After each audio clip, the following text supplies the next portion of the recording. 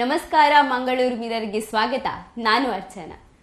ಕುಂದಾಪುರದ ವಾಜಪೇಯಿ ಎಂದೇ ಖ್ಯಾತಿ ಪಡೆದಿದ್ದು ಅಜಾತ ಶತ್ರು ಬಿಜೆಪಿ ಶಾಸಕ ಹಾಲಾಡಿ ಶ್ರೀನಿವಾಸ್ ಶೆಟ್ಟಿ ಅವರು ರಾಜಕೀಯ ನಿವೃತ್ತಿ ಘೋಷಿಸಿರುವುದು ಇದೀಗ ರಾಜಕೀಯ ವಲಯದಲ್ಲಿ ಹಲವು ಪ್ರಶ್ನೆಗಳನ್ನು ಹುಟ್ಟುಹಾಕಿದೆ.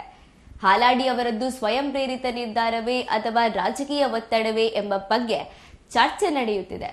ಆದರೆ ಏನೇ ಇರಲಿ, ಕುಂದಾಪುರ ವಿಧಾನಸಭಾ ಕ್ಷೇತ್ರದಿಂದ 5 ಬಾರಿ ಶಾಸಕರಾಗಿರುವ ಹಾಲಾಡಿ ಶ್ರೀನಿವಾಸ ಶೆಟ್ಟಿ ಮಾತ್ರ ರಾಜಕೀಯ ರಾಜಕಾರಣದಲ್ಲಿ ಸಜ್ಜನ ರಾಜಕಾರಣಿ ಎಂದು ಗುರುತಿಸಿಕೊಂಡವರು.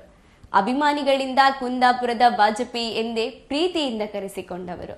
ರಾಜಕೀಯ ಲೆಕ್ಕಾಚಾರಗಳನ್ನೆಲ್ಲ ತಲೆಕೆಳಗು ಮಾಡಿ ಆಡಳಿತ ವಿರೋಧಿ ಅಲೆಯನ್ನು ಮೀರಿ ಪ್ರತಿ ವಿಧಾನಸಭಾ ಚುನಾವಣೆಯಲ್ಲೂ ಮತಗಳಿಕೆ ಪ್ರಮಾಣವನ್ನು ಹೆಚ್ಚಿಸಿಕೊಂಡು ಬಂದಿರುವ ಹೆಗ್ಗಳಿಕೆ ಅವರಿಗೆ ಸಲ್ಲುತ್ತದೆ. ಕಾಂಗ್ರೆಸ್ನ ಭದ್ರಕೋಟೆಯಾಗಿದ್ದ ಕುಂದಾಪುರ ಕ್ಷೇತ್ರದಲ್ಲಿ ಬಿಜೆಪಿಯ ಕಮಲ ಅರಳಲು ಪ್ರಮುಖ ಪಾತ್ರ ವಹಿಸಿದವರು ಹಾಲಾಡಿ.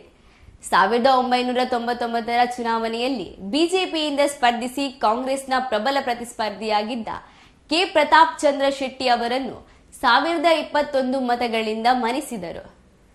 2004ರ ಚುನಾವಣೆಯಲ್ಲೂ ಬಿಜೆಪಿಯಿಂದ ಕಣಕ್ಕಿಳಿದು ಕಾಂಗ್ರೆಸ್ನ ಅಶೋಕ್ ಕುಮಾರ್ ಹೆಗ್ಡೆ ವಿರುದ್ಧ 19,665 ಮತಗಳ ಅಂತರದ ಗೆಲುವು ಪಡೆದರು.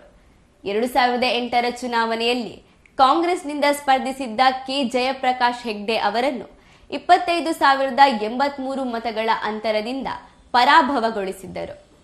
ಸಚಿವ ಸ್ಥಾನ ನೀಡುವುದಾಗಿ ಬೆಂಗಳೂರಿಗೆ ಕರೆಸಿಕೊಂಡು ಸಚಿವ ಸ್ಥಾನ ಕೊಡದೆ ವಾಪಸ್ ಕಳಿಸಿದ ಬಿಜೆಪಿ ನಾಯಕರಿಗೆ ಸೆಡ್ಡು ಹೊಡೆದು 2013ರಲ್ಲಿ ಪಕ್ಷೇತರ ಅಭ್ಯರ್ಥಿಯಾಗಿ ಕಣಕ್ಕಿಳಿದಿದ್ದ ಹಾಲಾಡಿ ಅವರು ಕಾಂಗ್ರೆಸ್ನ ಮಲ್ಯಾಡಿ ಶಿವರಾಮ್ ಶೆಟ್ಟಿ ಅವರಿಗೆ 40,611 ಮತಗಳಿಂದ ಸೋಲುಣಿಸಿದ್ದರು. ಈ ಮೂಲಕ ಕುಂದಾಪುರ ವಿಧಾನಸಭಾ ಕ್ಷೇತ್ರದಲ್ಲಿ ಪಕ್ಷಕ್ಕಿಂತ ವ್ಯಕ್ತಿಯ ವರ್ಚಸ್ಸು ಹೆಚ್ಚು ಎಂಬುದನ್ನು ಸಾಬೀತುಪಡಿಸಿದ್ದರು. ಬಳಿಕ ಮತ್ತೆ 2018ರಲ್ಲಿ ಬಿಜೆಪಿಯಿಂದ ಕಣಕ್ಕಿಳಿದು ಕಾಂಗ್ರೆಸ್ ಅಭ್ಯರ್ಥಿ ರಾಕೇಶ್ ಮಲ್ಲಿ ವಿರುದ್ಧ 56,405 ಮತಗಳ ಅಂತರದ ಗೆಲುವು ಪಡೆದರು. ಹಾಲಾಡಿ ಅವರ ಗೆಲುವಿನ ಹಾದಿಯನ್ನು ಗಮನಿಸಿದರೆ ಪ್ರತಿ ಚುನಾವಣೆಯಲ್ಲೂ ಗೆಲುವಿನ ಅಂತರ ಹಿಗ್ಗುತ್ತಲೇ ಹೋಗಿತ್ತು.